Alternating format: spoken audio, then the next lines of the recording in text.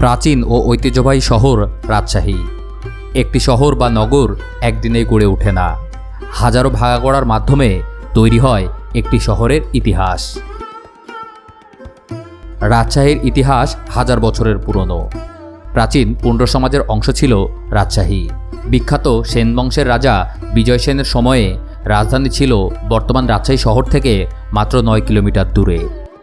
মধ্যযুগের বর্তমান রাজশাহী রামপুরা বোয়ালিয়া নামে পরিচিত ছিল। তারও আগে এই অঞ্চলের নাম ছিল মহাকালগড়। রাজশাহীর ইতিহাস নিয়ে বিস্তারিত ভিডিও আছে আমাদের চ্যানেলে, তাই আজ আমরা আর ইতিহাস নিয়ে কথা বলবো না। আজ আমরা দেখাবো রাজশাহী শহরের কিছু প্রাচীন ভবন।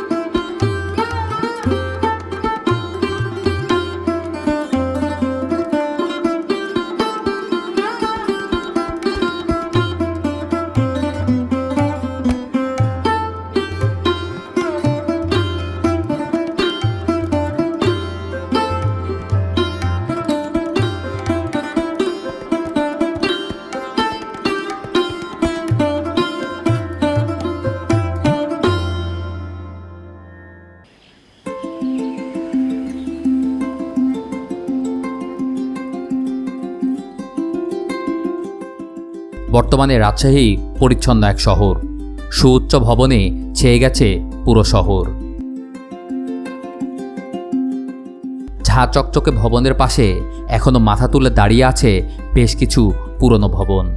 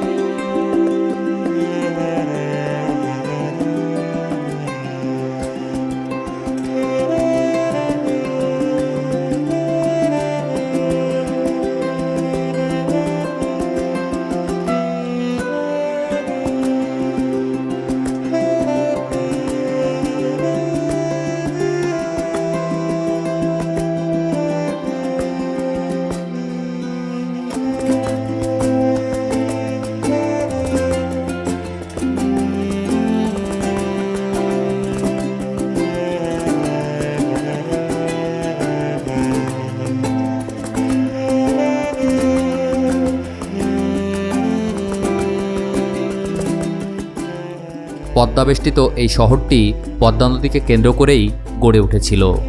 পদ্মার পাড়ে গড়ে ওঠা জনবসতিতে এখনও রয়ে গেছে বহু প্রাচীন ভবন, যেগুলো লাল ভবন নামেই পরিচিত।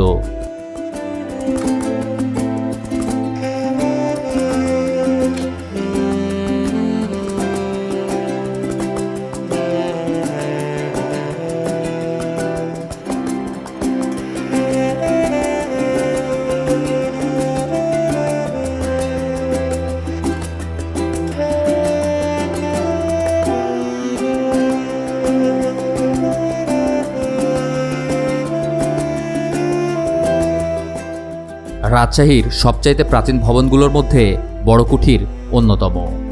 এই ভবনের নির্মাণকাল সঠিকভাবে জানা না গেলেও ধারণা করা হয় অষ্টাদশ শতাব্দীর প্রথমার্ধে ওলন্দাজ ব্যবসায়ীরা এটি নির্মাণ করেন। প্রথমে ওলন্দাজ বা ডাচদের ব্যবসা কেন্দ্র ছিল এটি। 19বিংশ শতাব্দীর প্রথম দিকে ডাচরা ভারতে তাদের কর্মকাণ্ড গুটিয়ে নেওয়ার সিদ্ধান্ত নেয় এবং 1814 সালে ইংরেজদের সাথে একটি চুক্তি করে বড়কুটি সহ ভারতের সকল ব্যবসা কেন্দ্র ইস্ট ইন্ডিয়া কোম্পানিকে হস্তান্তর করেন তারা। বড়কুটির দায়িত্ব গ্রহণ করে 1833 সাল পর্যন্ত ইংরেজরা এই ভবনকে তাদের ব্যবসায়িক কেন্দ্র হিসেবে ব্যবহার করে। পরবর্তীতে 1953 সালে রাজশাহী বিশ্ববিদ্যালয় প্রতিষ্ঠা হওয়ার পর এই বড় কুঠি বিশ্ববিদ্যালয়ের প্রথম প্রশাসনিক ভবন হিসেবে ব্যবহার করা হয়।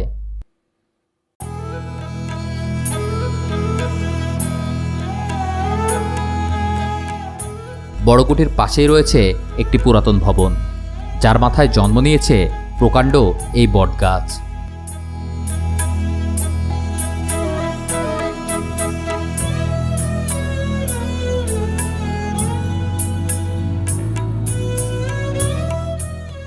শহরের এখনও কিছু গলি আছে, যার মধ্যে প্রবেশ করলে আপনি পাবেন সেই পুরনো দিনের ঘ্রাণ। এই গলি ধরেই হয়তো চলেছেন রানী ভবানী, হেমন্ত কুমারী দেবী, প্রমথনাথ রায়, নরোত্তম দাস ঠাকুর, রজনীকান্ত সেন, অক্ষয় কুমার মৈত্র, মাদার বক্স, আব্দুল হামিদ মিয়া, হাজী লাল মোহাম্মদ সর্দার, রাজশাহীর বিখ্যাত নেতা শহীদ AHM কামরুজ্জামান, কমিউনিস্ট বিপ্লবী চারু মজুমদার সহ রাজশাহীর সকল গুণী ব্যক্তি।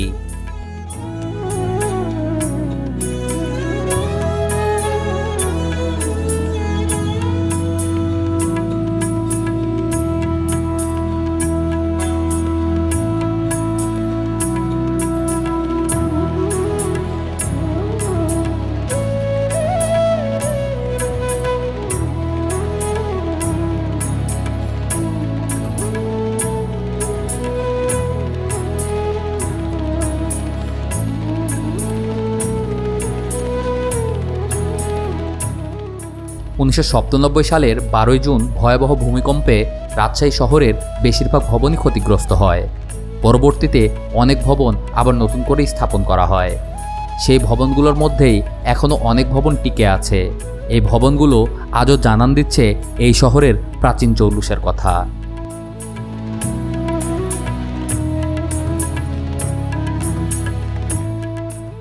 পৃথিবীর উন্নত দেশগুলো প্রাচীন স্থাপনাকে টিকিয়ে রাখার জন্য হাজারো পদক্ষেপ নিচ্ছে, কিন্তু আমরা নির্দ্বিধায় এই প্রাচীন স্থাপনাগুলো ধ্বংস করে যাচ্ছি।